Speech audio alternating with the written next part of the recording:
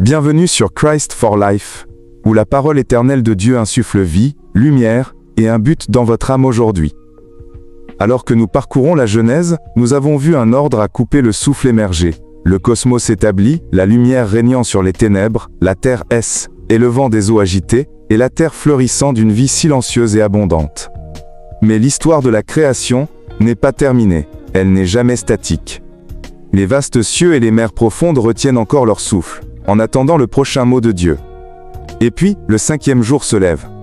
Un jour où Dieu libère la vie. Une vie vibrante, débordante, imparable. L'air et les océans éveillent avec du mouvement, de la beauté et un but. Une symphonie vivante qui proclame sa créativité et sa joie sans borne. Genèse 1/20-23 nous invite à être témoins de ce moment, le premier souffle des créatures qui élèvent dans le ciel et remplissent les profondeurs des mers. Dieu dit que les eaux grouillent d'un grouillement de créatures vivantes, et que des oiseaux volent au-dessus de la terre, sur la surface de l'aile, étendue du ciel. Imaginez-le. Les océans silencieux, détenant un potentiel inimaginable. Les cieux, vastes et vides, aspirant au mouvement. Et soudain, par la puissante parole de Dieu, la vie éclate. Les profondeurs s'agitent avec des créatures grandes et petites. Les eaux ondulent avec des poissons chatoyants, des êtres majestueux, et d'innombrables merveilles cachées. Le ciel s'anime avec des oiseaux qui plongent, planent, chantent. La première musique de la création remplissant l'air. Le mot hébreu pour grouillement est charat, pulluler, se multiplier, déborder. Ce n'est pas du hasard. C'est une vie délibérée, abondante, joyeuse, appelée par le Créateur lui-même. Dieu créa les grands monstres marins et toutes les créatures vivantes qui se meuvent et dont les eaux grouillent selon leur espèce. Il créa aussi tout oiseau ailé selon son espèce. Et Dieu vit que cela était bon. Dans le monde antique, la mer était crainte, chaotique, inconnue, dangereuse. Mais ici, la mer n'est pas une menace. C'est la toile de Dieu, son sanctuaire de vie. Même les puissants tanninim, les monstres marins, parfois imaginés comme des bêtes, ne sont pas des rivaux pour Dieu. Ils sont son œuvre. Une partie de son chef-d'œuvre. Les oiseaux, conçus avec une intention exquise, leur vol, leur chant, déclarent non pas le hasard, mais la beauté et la sagesse de leur Créateur. Les pères de l'Or ou Église se sont réjouis de cette vérité. Saint Basile le Grand s'est émerveillé des mers qui grouillent de vie, un signe de la générosité débordante de Dieu. Saint Augustin a vu même la plus petite créature comme un reflet de la sagesse divine. La tradition orthodoxe voit les oiseaux comme des symboles de l'aile. Âme, soulevée, libre, attirée vers le ciel par le souffle de Dieu. L'hymnodie orthodoxe éthiopienne chante la mer, non pas comme un lieu d'effroi, mais de beauté cachée, soutenue par la main du Créateur. Mais le message du 5e jour n'est pas seulement pour la nature, il parle directement à votre cœur. Dieu les bénit en disant « Soyez féconds, multipliez, remplissez les eaux des mers, et que les oiseaux se multiplient sur la terre. » La première bénédiction prononcée dans toute Pejla, écriture. Un rythme d'abondance. Un monde conçu non pas pour la rareté, mais pour que la vie grandisse, épanouisse, déborde. La théologie catholique nous rappelle, à travers le catéchisme, CEC 2416, que les animaux reflètent la bonté de Dieu.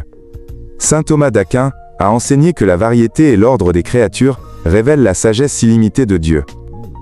Des penseurs protestants comme Martin Luther ont vu la multiplication de la vie comme une image de la puissance de soutien de Dieu. Ce que nous voyons dans la nature reflète ce que Dieu désire faire en nous. Remplir les lieux vides, multiplier la vie, faire prospérer nos âmes. Il y eut un soir, et il y eut un matin, ce fut le 5e jour. Mais le message va plus loin que la biologie. Le 5e jour murmure une invitation spirituelle. Les mers et les cieux, autrefois vides, sont maintenant vivants. De même, votre vie, autrefois agitée, vide, en quête, peut être remplie, complètement, par l'esprit vivifiant de Dieu. Les eaux parlent de profondeur, les mystères cachés de Dieu, qui attendent sous la surface de la vie quotidienne. Les oiseaux vous appellent à vous élever, à vivre soulevés, libres, sans fardeau, attirés plus près du ciel. Et la multiplication débordante nous rappelle, lorsque Dieu parle, la vie déborde, la peur s'estompe, le vide est rempli, le but renaît. Et tout cela pointe vers le Christ. Jésus est la source de toute vie. En lui, toutes choses ont été créées et subsistent. Colossiens 1h16.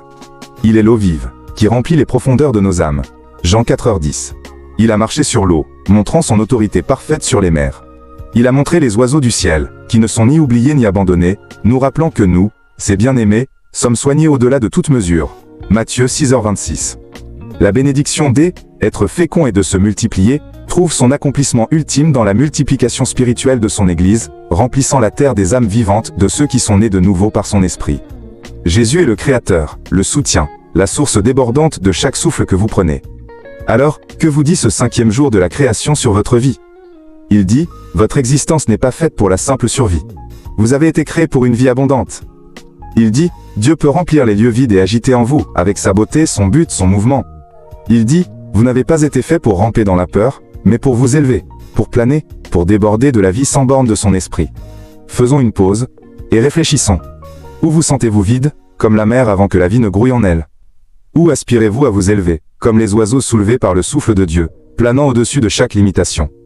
Où Dieu vous appelle-t-il à faire confiance à son abondance, à déposer la peur, et à entrer dans sa provision débordante? Prions ensemble. Seigneur, tu es le Créateur qui remplit le vide de vie. Parle sur mon cœur aujourd'hui.